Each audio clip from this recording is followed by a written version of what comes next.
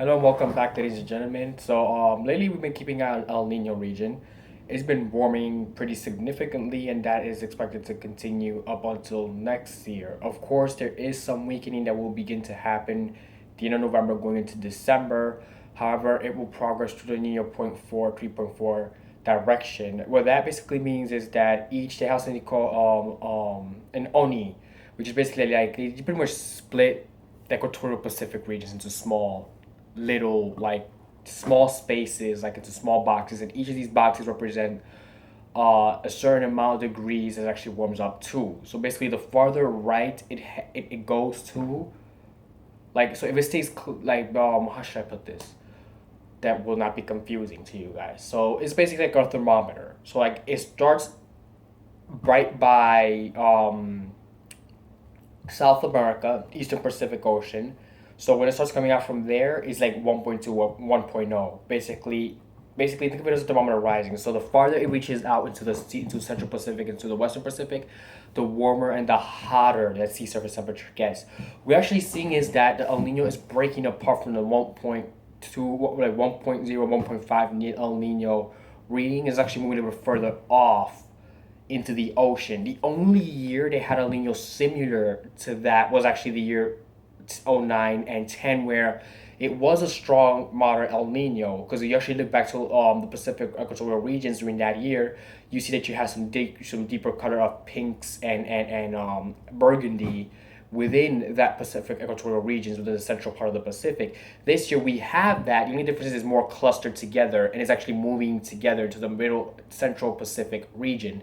And the model is actually pointing out that this could actually happen. Should this happen, we will have more of a '02, '03, '09, '10 scenario that would happen going into late December into January in the Northeast, where it will be much colder and it will be much snowier than usual. Because in reality, when you take one pool of water and move it farther away, especially from the eastern parts of the United States, you're actually allowing for colder air to actually come down into the eastern parts of the United States. However, the winter weather in the United States mostly depends on snow coverage to the north. So our neighbors to the north, talking about Canada, and then we talk about Eurasia or Siberia, better known as Siberia. Siberia has been having like some serious snow coverage as of late, and that cold is just building up there and is waiting to calm down. But we also been looking at the upper level pattern, and we've been noticing that both not just the subtropical jet stream, but also the northern jet stream, actually in the eastern parts of the country is actually strengthening at a significant level. I wish I had the graphics to show you right now, but I do not, because I currently do not have that technology. But I can tell you that if you go to Noah's you go to Noah's website, you can find a graphic. I'm not sure what the actual thing is, but it's about it's a little graphic. I'm not sure if you guys have seen the graphic before, but it's a graphic about both jet streams. It shows you like the blue basically depicts both jet streams, and you see how they collide in the graphic, and it just like send a huge surge of moisture into the northeast, pretty much like right off the coast. And this year they're also predicting a record amount, like not a record amount, but like about probably usually have about 20 coastal storms in the northeast average on an average year. This year they're expecting about 30, maybe 40 of them. Of course, I don't know how they can actually count them. I think that's actually pretty impossible to count how many coastal storms you have during a year. But we know that for coastal storm season, we're gonna be way above average here in the Northeast. So besides the El Nino being centrally based, once we get deeper to December, or by the third week of December, which is midweek of December, it will become mostly centrally based. By that time, most of the cold air will be able to come out to the eastern parts of the country, and then we begin to see how the southern jet stream will actually start to work with the northern branch in the east to actually provide some snow for the northeast. For now, it's just been mostly warm weather, so expect more of a zonal flow to develop as we go through the first weeks of December and the second week into December. So you go to the 7th, you see mostly like low 50 temperatures. That's a zonal flow, but cool and crisp overall. So you still have that kind of winter feel, but more of a fall feel in the afternoon. And then generally speaking, it is still fall. We're just gonna start the meteorological start of winter, which is the unofficial start of winter.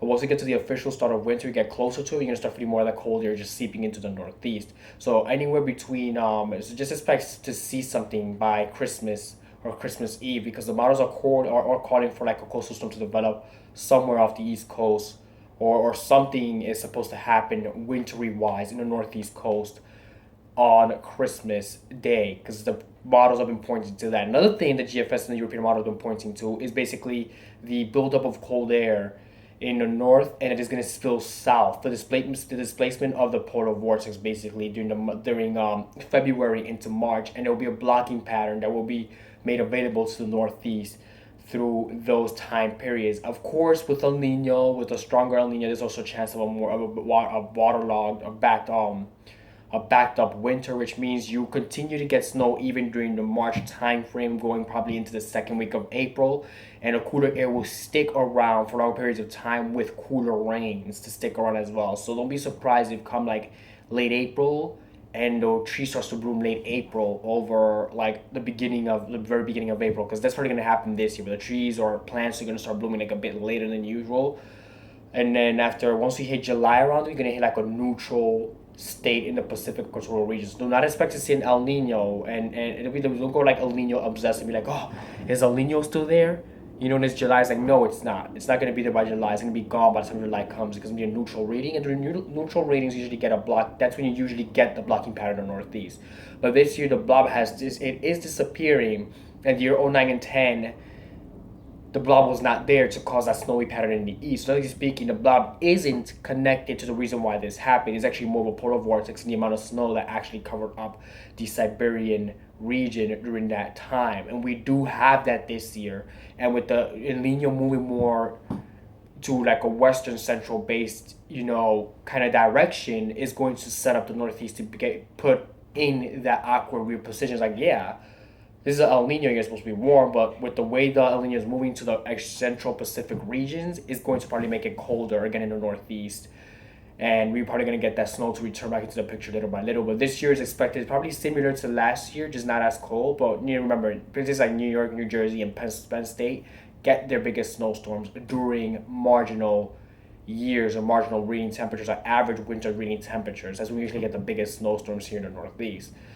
And basically, the chances for nor'easters are also there. So we're gonna keep watching this El Nino for you and see how strong does it get. And the next El Nino update will be available Monday, November 30th. So that's when that's when you will know if either decreased in strength or increased in strength. Right now, it looks like it could drop back to 3.0 or it could rise to 3.2 degrees Celsius, between dropping and rising, between right around there. Because right now the model is just going haywire about it.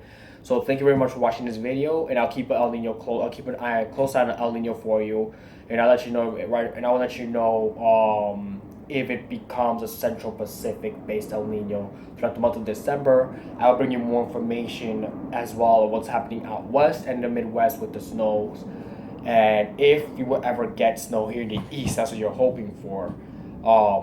So thank you for watching this video, and if you're new to this channel, just make sure you press the subscribe button, make sure you like and comment down below, and have a great day.